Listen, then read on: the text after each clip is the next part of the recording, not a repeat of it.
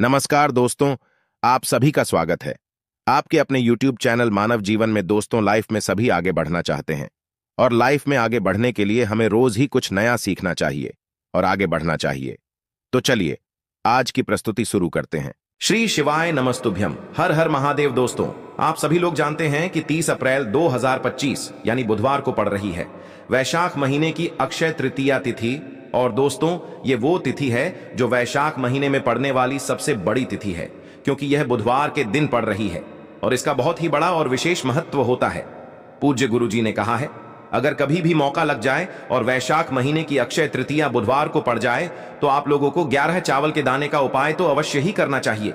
इन दोनों का संयोग बहुत ही कम आता है। और दोस्तों, पूज्य गुरु जी ने अपनी शिव महापुराण की कथा में बताया है, इस दिन आपको 11 चावल दाने वाला उपाय तो अवश्य ही करना चाहिए, क्योंकि ऐसा दिन पूरे साल में सिर्फ एक ही बार आता है। और दोस्तों, आप सभी लोग जानते हो कि बुधवार अक्षय तृतीया का अगर सबसे बड़ा कोई उपाय है तो वो 11 चावल के दाने वाला उपाय है। तो दोस्तों, इस अक्षय तृतीया के दिन आप लोगों को इस 11 चावल दाने वाले उपाय को जरूर करना है। बहुत सारे लोग होंगे जिन लोगों ने इस उपाय को न किया हो, मतलब पूरा साल निकल गया और उन्होंने किसी भी दिन इस 11 चावल दाने वाले उपाय को न किया हो। पर दोस्तों, आपके पास एक आखिरी मौका बचा हुआ है जो कि 30 अप्रैल के दिन है। तो इस दिन आप लोगों को इस वाले उपाय को जरूर कर लेना है। भले ही आपने पूरे साल भर इस उपाय को ना किया हो, पर अगर आपने इस वैशाख महीने के बुधवार अक्षय तृतीया के दिन अगर इस वाले उपाय को कर लिया तो आपको इस उपाय को करने का वो फल मिलेगा जिसकी आपने कभी कल्पना भी नहीं करी होगी। इसीलिए आप लोग इस वाले उपाय को एक बार जरूर कर लेना, ताकि आप लोगों के हाथ से यह मौका ना जा सके और आपको इस उपाय को करने का फल मिल सके। दोस्तों, यह उपाय पंडित जी ने अपनी अभी की ही शिव महापुराण की कथा में बताया है। जिस उपाय को आज हम आपको बहुत अच्छे से समझाने वाले हैं, इस वीडियो को देखने के बाद इस उपाय को समझने के लिए आपको कोई और वीडियो को देखने की जरूरत नहीं पड़ेगी। तो चलिए दोस्तों, उपाय को शुरू करते हैं। देखिए, यह इस वैशाख महीने के अक्षय तृतीया के दिन यह इतना खास होता है, इतना महत्वपूर्ण होता है। देखा गया है कभी कभी बड़े बड़े पूजा पाठ अनुष्ठान से जो मनोकामना पूर्ण नहीं होते, वो इस वैशाख महीने के बुधवार के दिन एक छोटे से उपाय करने से ही आपकी मनोकामना पूर्ण हो जाती है। और बहुत सारे लोगों ने इस उपाय को किया भी है और उनको इस उपाय को करने का फल भी जरूर मिला है। अगर आप लोग भी इस उपाय को अक्षय तृतीया के दिन करना चाहते हैं तो आप इस उपाय को पहले अच्छे से समझ लेना, सुन लेना, उसके बाद करना। आपको इस उपाय का फल जरूर मिलेगा। और इस उपाय को कर लेने से आपके घर में चाहे किसी भी प्रकार की दुख और समस्या क्यों ना चल रही हो, आपको उसका कारण भी नहीं पता है कि भाई यह समस्या किस कारण से चल रही है, उसका कुछ भी कारण हो सकता है, जैसे पितृ दोष हो सकता है या किसी भी तरह का मंगल दोष भी हो सकता है। तो इस दिन आप लोगों को यह वाला उपाय कर लेना है। ये एक ऐसा उपाय है जिस उपाय को अगर किसी विशेष दिन पर किया जाए तो भाई उस विशेष दिन का जो है वह तो हमें मिलता ही मिलता है, पर हमने उस दिन पर इस उपाय को किया है तो हमें उससे भी बड़ा फल मिलता है और फल बहुत जल्दी मिलता है, क्योंकि आप इस उपाय को बहुत ही बड़े और विशेष दिन पर कर रहे हो। तो चलिए अब उपाय के बारे में बात करते हैं, लेकिन उससे पहले आप लोगों को यह जानना आवश्यक है कि आखिर यह उपाय किस समय करना है, किसको करना है और कैसे करना है। तो चलिए हम आगे आपको वीडियो में एक एक करके बता देते हैं। लेकिन उससे पहले अगर आप लोग हमारे चैनल पर नए हैं तो हमारे चैनल को सब्सक्राइब कर लेना और इस वीडियो को लाइक करके कमेंट बॉक्स में श्री शिवाय नमस्तुभ्यम ओम नमः शिवाय जरूर टाइप कर देना। और अपने फायदे के लिए, गरीबी दूर करने के लिए इस वीडियो को पूरा देखकर जाना, तभी आपको लाभ की प्राप्ति होगी। यदि आज आपने वीडियो को बीच बीच में से देखा, काट काट कर देखा, तो आपको जीवन में कभी सफलता हासिल भी नहीं होगी। तो दोस्तों, इस 11 चावल के दाने वाले उपाय को हमें इस बुधवार अक्षय तृतीया के दिन कैसे करना है, किसको करना है, किस समय करना है और कहां पर करना है, ये सारे सवालों के जवाब आपको इस वीडियो में मिल जाएंगे। और जो ये वीडियो देखेगा भाई, उसको 11 चावल के दाने वाला उपाय जरूर करना चाहिए, क्योंकि इस दिन एक चावल के दाने का भी बहुत ही बड़ा और विशेष महत्व होता है। और जब बात आ जाए 11 चावल के दाने की, तो ये सोने पे सुहागा वाली बात हो जाती है और ये एक बहुत ही बड़ा उपाय हो जाता है इस बुधवार अक्षय तृतीया का। तो अब दोस्तों, इस 11 चावल के दाने वाले उपाय को आखिर करना किसको है, सबसे पहले हम लोग वो बात जान लेते हैं। तो देखो, घर की जो बड़ी माताएं बहनें होती हैं, उन माताओं बहनों में से कोई भी एक बड़ी माता बहन इस वाले उपाय को कर सकती है। और दोस्तों, अगर आप चाहें तो अपने घर में से सभी सदस्यों को भी इस उपाय को करवा सकते हैं। अगर किसी व्यक्ति की खुद की कोई मनोकामना है, खुद की कोई दुख और परेशानी है जो कि वह अपने लिए ही करना चाहता है इस वाले उपाय को, तो वह खुद अपने लिए भी कर सकता है। बाकी अगर कोई घर में से ऐसा है जो कि अपने पूरे घर परिवार की सुख और शांति के लिए ये वाला उपाय करना चाहता है तो भाई वह भी कर सकता है, उसमें भी कोई दिक्कत वाली बात नहीं है। कहने का मतलब ये है कि इस उपाय को हर एक सदस्य भी कर सकता है और पूरे घर परिवार के सदस्य के लिए घर की बड़ी माताओं बहनों में से कोई एक माता बहन भी कर सकती है। माताएं बहनें अगर घर में उपस्थित न हो या वो यह वाला उपाय न कर पा रही हो तो फिर घर का कोई बड़ा सदस्य भी इस 11 चावल के दाने वाले उपाय को कर सकता है, चाहे फिर वह पुरुष ही क्यों ना हो, उसमें कोई भी दिक्कत वाली बात नहीं है। अब दोस्तों, इस 11 चावल के दाने वाले उपाय को हमें करना कहां पर है? हमें इसे शिव जी के मंदिर में जाकर करना है। बहुत सारे लोग प्रश्न करते हैं हर एक उपाय को करते समय क्या हम इस उपाय को घर पर कर सकते हैं? तो इस वाले उपाय को आप घर पर नहीं कर सकते हो। इस वाले उपाय को करने के लिए आपको शिव जी के मंदिर ही जाना पड़ेगा। उसके बाद में दोस्तों जो अगला प्रश्न निकल कर आता है वो यह आता है इस उपाय को लेकर कि आखिर इस उपाय को हमें किस समय करना है, सुबह के समय करना है कि शाम के समय करना है? तो देखो, इस वाले उपाय को आप लोग सुबह के समय भी कर सकते हो और शाम के समय प्रदोष काल में भी कर सकते हो। अब अगर आप पूछो कि भाई सबसे उत्तम समय कौन सा रहेगा इस 11 चावल के दाने वाले उपाय को करने का, तो हम आपसे बस यही कहेंगे कि इस उपाय को आप सुबह के समय करेंगे तो ज्यादा बेहतर होगा। बाकी अगर प्रदोष काल शाम के समय भी करेंगे तो भी अच्छा होगा, उसमें कोई भी दिक्कत वाली बात नहीं है। तो अब दोस्तों जो अगली सबसे बड़ी और महत्वपूर्ण बात आती है वो यह आती है कि सुबह अगर हम उपाय को करेंगे तो हमें कितने बजे से लेकर कितने बजे तक के बीच में करना है, और शाम के समय प्रदोष काल में करेंगे तो हमें कितने बजे से लेकर कितने बजे के बीच में करना है। तो देखो, सुबह जितनी जल्दी हो सके आप उपाय को करने की कोशिश करना। बाकी अगर किसी कारणवश लेट भी हो जाओ, थोड़ी देर भी हो जाए, तो 10 या 11 बजे तक भी आप उपाय कर लेना, पर 12 बजे से ज्यादा देरी ना हो, ठीक है? इस बात का ध्यान रखना। उसके बाद में दोस्तों अगर शाम के समय प्रदोष काल की बात करें, प्रदोष काल का जो समय होता है वो शाम के 6 बजे से शुरू हो जाता है। मतलब शाम के 6 बजे से लेकर 7 बजे के बीच का जो समय होता है ये समय प्रदोष काल का समय होता है। पर अभी जो मौसम चल रहा है इस मौसम में जो है शाम बहुत देरी से होती है, तो आप इस उपाय को 7 या 8 बजे के बीच में भी कर सकते हो। मतलब शाम के 6 बजे से रात 8 बजे के बीच में आप कभी भी इस वाले उपाय को कर सकते हो, उसमें कोई भी दिक्कत वाली बात नहीं है। अब दोस्तों यहाँ पर इस उपाय को लेकर एक और सबसे बड़ी बात ये निकल कर आती है कि इस 11 चावल के दानों को हमें लेना कहां से होता है, और हमें इस उपाय को करने के साथ में क्या और कुछ भी सामग्री ऐसी होती है जो शिव जी के मंदिर लेकर जानी पड़ती है। तो देखो यहाँ पर हम आपको बता दें, सबसे पहले आप लोग ये जान लो कि यह जो 11 चावल के दाने वाला उपाय है, सिर्फ और सिर्फ आप उपाय की सामग्री लेकर कभी भी शिव जी के मंदिर मत जाना, क्योंकि हमें भगवान के सामने यह नहीं दर्शाना है कि अगर हम भगवान शिव जी के मंदिर आए हैं तो अपने फायदे के लिए आए हैं। तो इसलिए जो भी पूजन सामग्री है उपाय सामग्री है, 11 चावल के दाने, इसके साथ में आपको पूजन सामग्री भी जरूर लेकर जाना है। देखो, अगर सुबह के समय उपाय कर रहे हो तो सीधी सी बात है, 1 लोटा जल तो आप लेकर जाओगे ही जाओगे। वही 1 लोटा जल अगर मिट्टी का जल हो तो बहुत अच्छा रहेगा। मिट्टी का जल कैसे बनाया जाता है इसके लिए हमने पहले से बहुत सारी वीडियोस बना दी है। आपके पास इस दिन एक आखिरी मौका रहेगा मिट्टी का जल शिव जी पर चढ़ाने का और उपाय को करने का। बहुत बड़ा आपको इस दिन फल मिलेगा, तो इसलिए इस दिन हो सके तो भाई मिट्टी का जल चढ़ाना, तो अपने साथ में कम से कम 1 लोटा जल तो आपको लेकर जाना ही जाना है। अगर मिट्टी का जल नहीं है तो घर का जल भी आप इस्तेमाल कर सकते हो।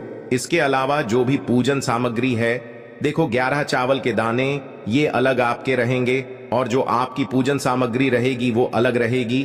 पूजन सामग्री में आप जो भी चीज लेकर जाना चाहे वो लेकर जा सकते हैं, उसमें कोई भी दिक्कत वाली बात नहीं है।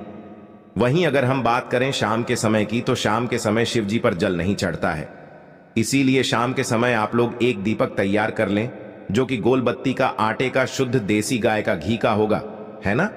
इस बात का आप लोगों को ध्यान रखना है, और इस दीपक को आपको घर से जलाकर नहीं लेकर जाना है, भगवान शिव जी के मंदिर में जाकर ही जलाना है। इस बात का भी आप लोगों को ध्यान रखना है। अब दोस्तों यहां पर हमें इस बात को समझना है कि यह 11 चावल के दाने हमें लेना कहां से है। क्या हमें दुकान से लेकर आना है, या हमें अपने घर से लेना है, या कहां से लेकर आना है, और कौन से चावल लेना है, क्योंकि चावल भी बहुत प्रकार के होते हैं। तो देखो, इन सभी सवालों के जवाब आप लोग एक बात में सुन लो कि भाई ये जो उपाय है, इस उपाय में आपको ये नहीं देखना है कि भाई कौन से चावल है, कौन से चावल नहीं है। बस जो भी चावल ले रहे हो वो चावल का दाना सबूत होना चाहिए, मतलब साबुत होना चाहिए, टूटा हुआ नहीं होना चाहिए, कटा पिटा नहीं होना चाहिए। ये बात आपको ध्यान रखना है। बाकी आपका चावल बासमती हो या सादा चावल हो या कोई सा भी चावल हो, उसमें कोई भी दिक्कत वाली बात नहीं है।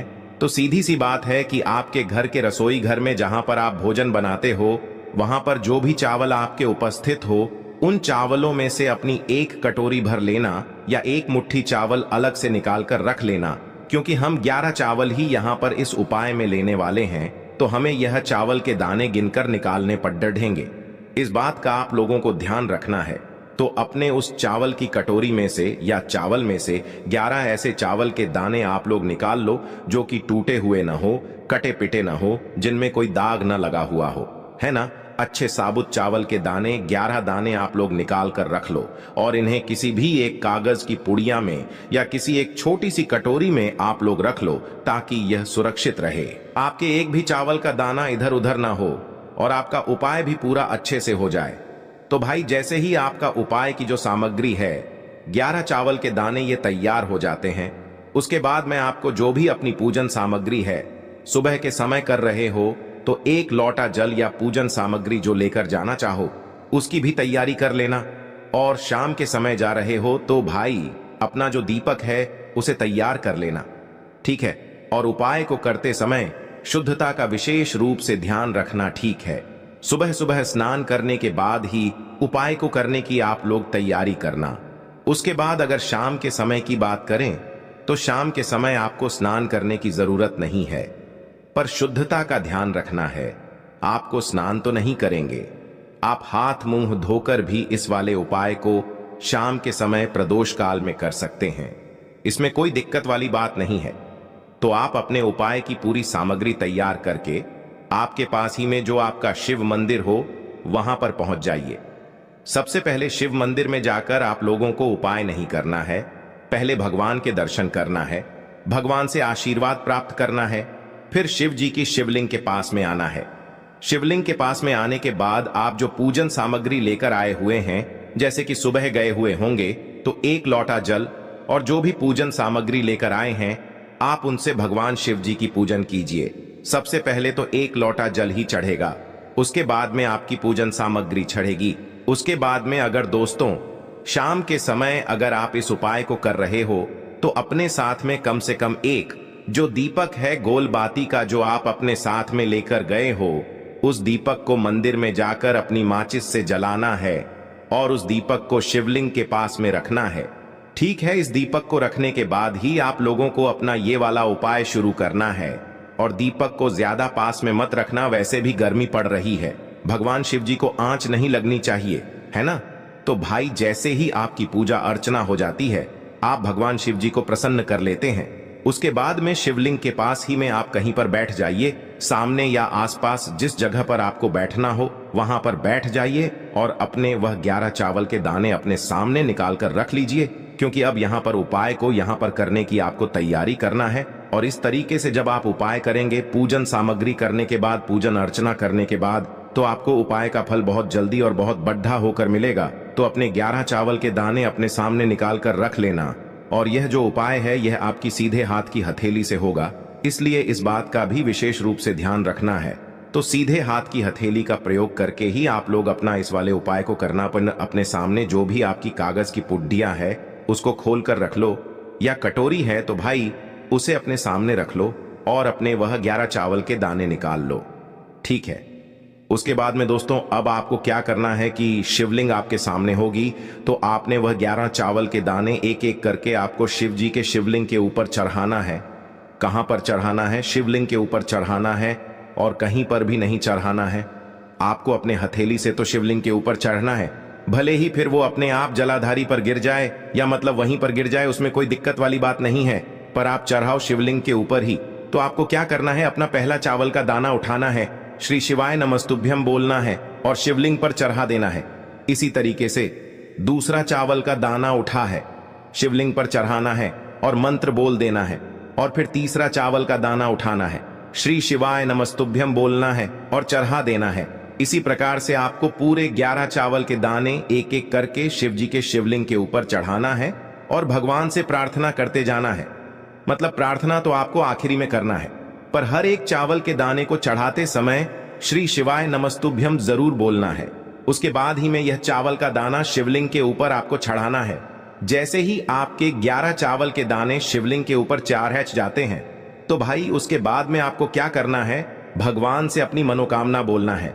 मनोकामना भी कब बोलना है, जब आपका 11 चावल का दाना आपके सीधे हाथ की हथेली में हो और आप उसे चढ़ाने के लिए जा रहे हो। श्री शिवाय नमस्तुभ्यम बोलकर उस आखिरी चावल के दाने को शिवलिंग के ऊपर चढ़ा देना और भगवान से फिर अपनी वह मनोकामना बोल देना, जिस मनोकामना के लिए आप लोग अपना यह वाला उपाय कर रहे हो, जिस भी दुख और परेशानी के लिए आप लोग अपना यह वाला उपाय कर रहे हो। उसके बाद में जैसे ही आप अपनी मनोकामना बोल देते हो, आपका यह वाला उपाय पूरा हो जाता है।